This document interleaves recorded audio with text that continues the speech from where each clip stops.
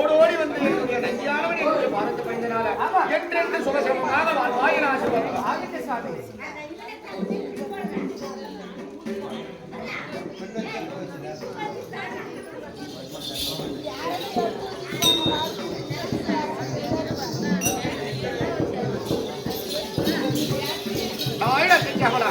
இந்த தெய்வீக போன்ற திருச்சபை, இந்த திருச்சபை முன்பாக யார் வருகிற நேரம் நான் யாரு, என்னுடைய பெயர் என்ன, யாராக விளக்கம் நான் யார் என்பது விளக்கமா சொல்றேன், கவனமா கேட்கணும்.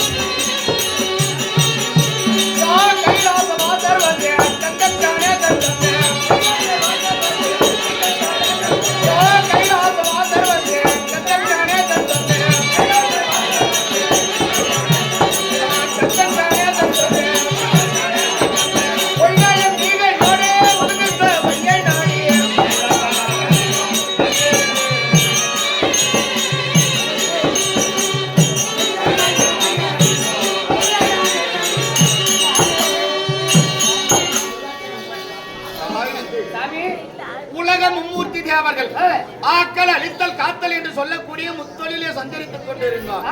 அப்படி இந்த உலகில் உள்ள எறும்புக்கடை யானை முதல் 84 லட்சம் ஜீவவேதங்களையும் படைக்கக்கூடியவர் யாரப்பா? இந்த பிரம்மனால் படைக்கப்பட்டவையே இந்த உலக பிரபஞ்சம் அனைத்தும். அப்படி பிரம்மனால் படைக்கப்பட்ட எறும்புக்கடை யானை முதல் 84 லட்சம் ஜீவவேதங்களுக்கும் நாள் தவறாமல் படியளந்து பசித்திருக்கக்கூடிய முக்கன் படைத்த சதாசிவன் உமா மகேஸ்வரன் சிவபெருமான் என்று அவரும் அறிய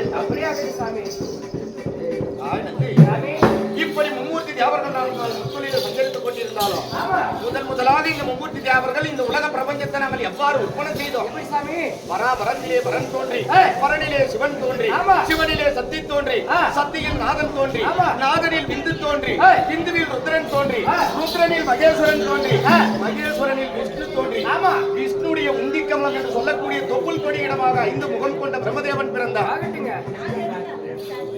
அப்படி பிரம்மன் பிறந்து பிரம்மனுடைய இடது கால் பெருவிரலிலே தக்கன் என்ற ஆணும், வலது கால் பெருவிரலிலே தரணி என்ற பெண்ணும் பிறந்து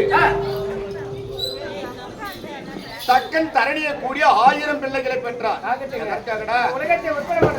இந்த உலக பிரபஞ்சத்தை உற்பத்தி செய்வதற்காக. அப்படி தக்கன் தரணிய கூடி பெற்ற 1000 பிள்ளைகளும் ஆண் பிள்ளைகளாக பிறந்து தவக்கோலம் சன்னியாசம் போன்றது. சன்னியாசம் உலக உற்பத்தி ஆகாது. மீண்டும் என்ன செய்தார்? மீண்டும் தக்கன் தரணிய கூடிய 50 பெண் பிள்ளைகளை பெற்றார். இந்த 50 பெண் பிள்ளைகளை இந்த மும்மூர்த்தி தேவர்கள் நாங்கள் யாருக்கு மனமுடித்து கொடுத்தோம்? யாருக்கு? பின்னுலகில் உள்ள சந்திர பகவானுக்கு 27 பெண்களையும், காசிப முனிவருக்கு 13 பெண்களையும், யமனுக்கு 7 பெண்களையும், 3 பெண்கள் தர்மதேவதையாக போனது. இந்த தக்கன் தரணிய கூடி பெற்ற 50 பெண் பிள்ளைகளால் இந்த உலக பிரபஞ்சத்தையே நாங்கள் உற்பத்தி செய்தோம். அது மட்டும் கிடையாது, மேலும் சொல்ற வர அழகான நீலகண்டன்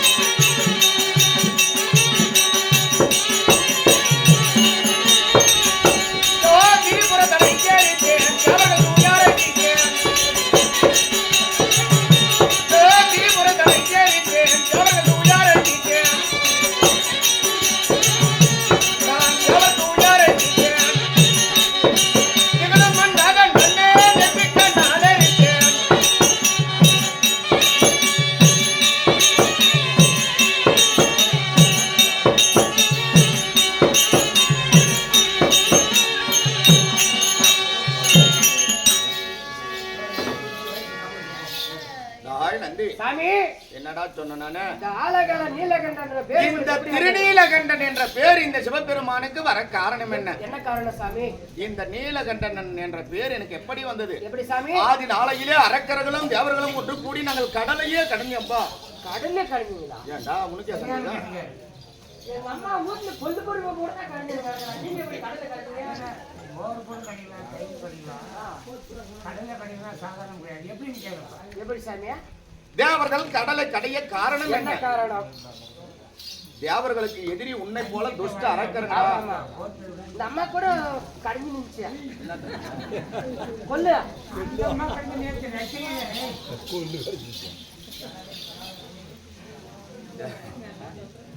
நல்லவங்களுக்கு எல்லாம் வருதுப்பா.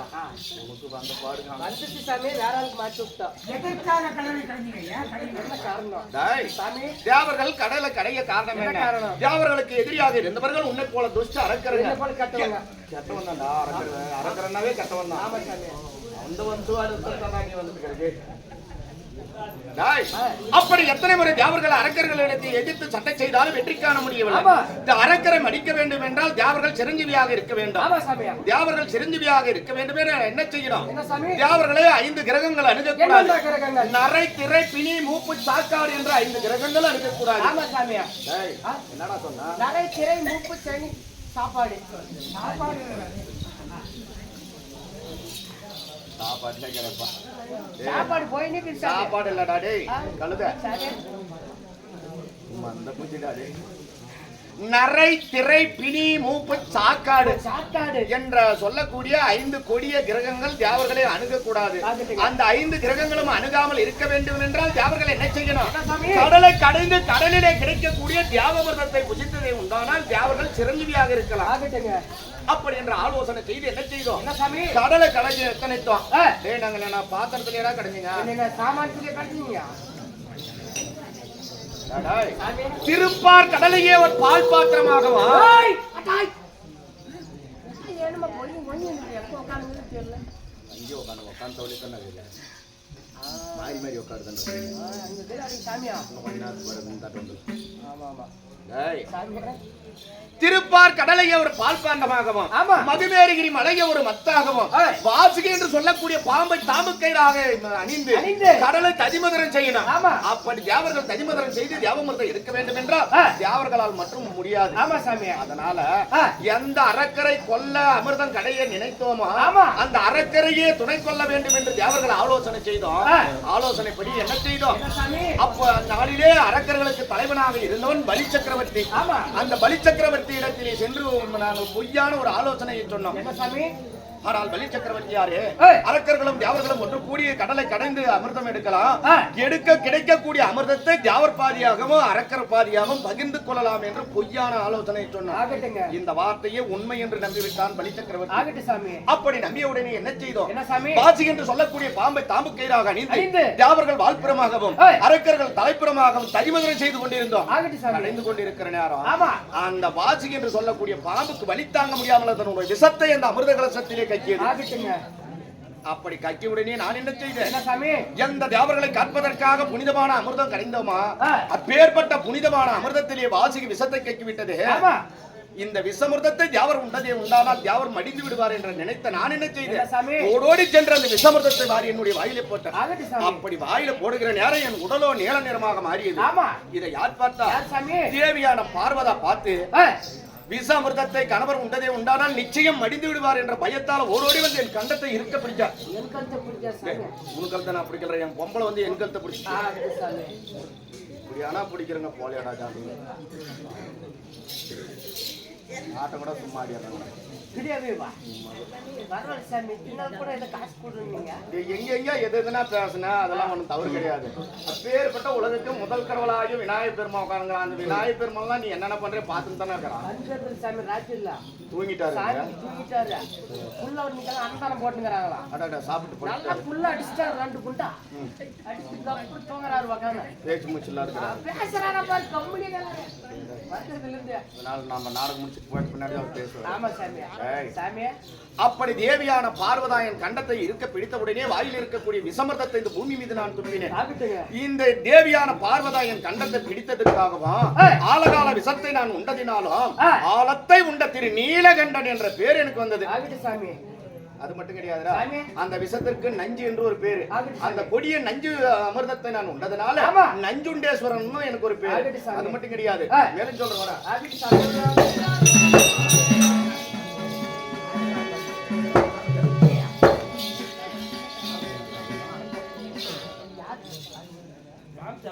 சாமி நான் ஊதிருவான், நீ பாட்டு பாட மாட்டேன்.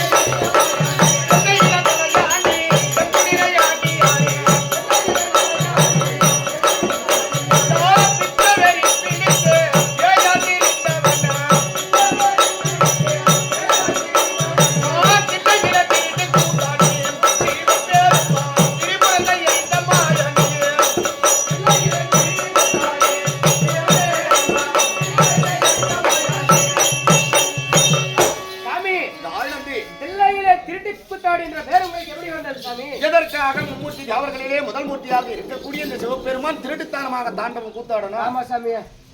கூத்தாட்டம் என்னடா? தாண்டவம் ஆடுறது. ஆமா. பரதநாட்டியம். ஆமா சாமி. பரதநாட்டியம் எதற்காக நான் திருட்டுத்தனமா ஆடணும்? எதற்காக சாமி? நான் ஆட காரணம் உலக வழக்கப்படி ஆ. கிண்ணர் கிம்புருடர் சித்தர் வித்யார் என்று சொல்லக்கூடிய சுரல் 33 கோடி தேவர்களும் 46 சப்தரிஷிகள் அஷ்டவசித்தல் மும்மூர்த்தி தேவர்கள் அனைவரும் ஒன்று கூடி மாதம் ஒரு முறை தேவலோகத்திலே தேவர் கூட்டம் கூடுவது வழக்கம்.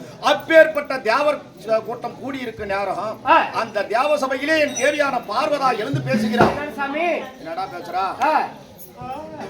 33 கோடி தேவர்கள் சூழ்ந்திருக்கிற சபையிலே எந்த ஒரு ஆண்மகனுக்கு தைரியம் இருந்தாலும் சரியே என்னுடைய பரதநாட்டியம் ஆடுவதற்கு போட்டிக்கு வரீங்களா?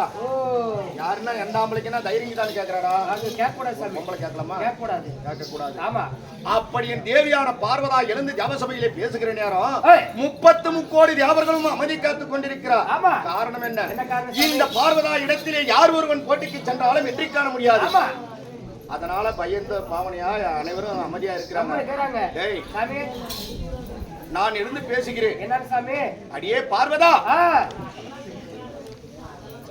ஒரு பெண்ணானவள் எவ்வளவு உயர்ந்த நிலையில் இருந்தாலும் தாலி கட்டிய கணவனுக்கு அவள் கட்டுப்பட்டவள். அப்படி இருந்தோம் இந்த 33 கோடி தேவர்கள் சூழ்ந்திர இருக்கும் சபையில உன்னை திருமணம் செய்த உன் கணவராகிய சிவபெருமான் நானும் தான் அமர்ந்துக்கிறேன்.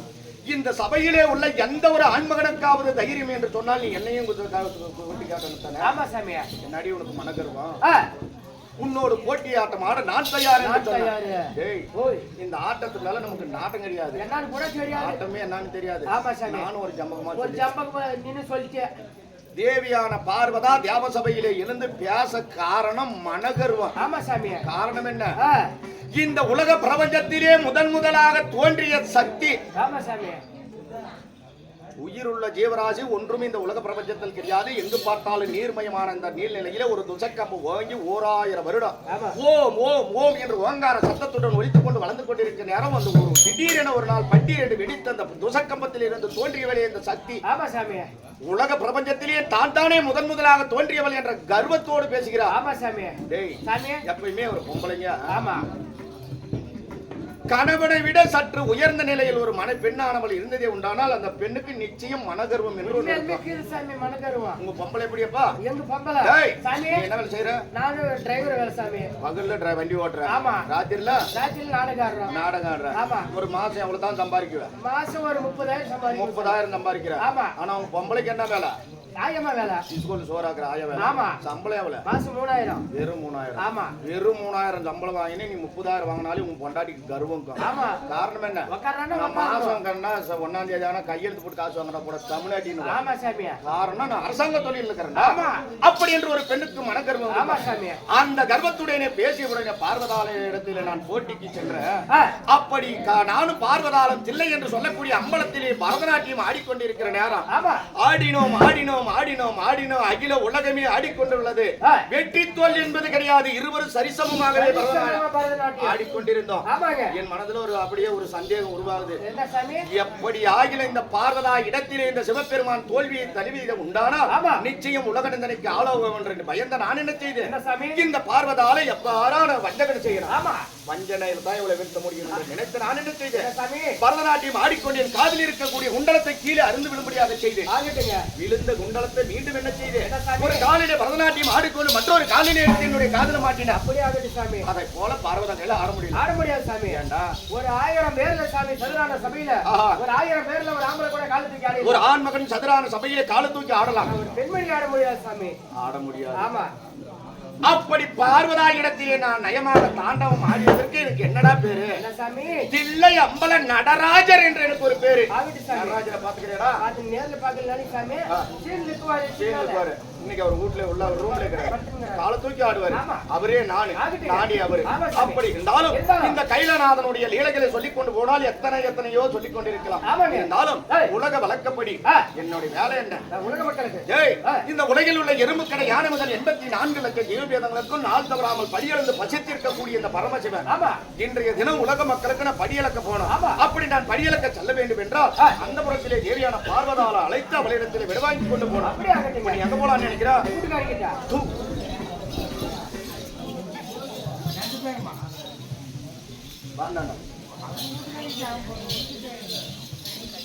அடுத்தும் மொட்டா டிக்கெட் போறதுன்னா உனக்கு அவ்வளவு நல்லதா இருக்குதுடா பையன். எது நீ ஆளு கொஞ்சம் சரியில்லை, அதனால உங்க பாட்டி நீ போகாத, உங்க பொம்பளை விட்டு எங்க பொம்பளை கூப்பிடு. நீ எங்க அங்கே நிக்கணும், நீ சொல்லா செய்ய கூட போனாலும் போயிருவேன். அதனால என் தேவியான பார்வதால அதிசீக்கிரம் அழைத்தது உண்டானால் பார்வதா இடத்திலே விட வாங்கி கொண்டு உலக மக்களுக்கு நான் படியளக்க போறேன்.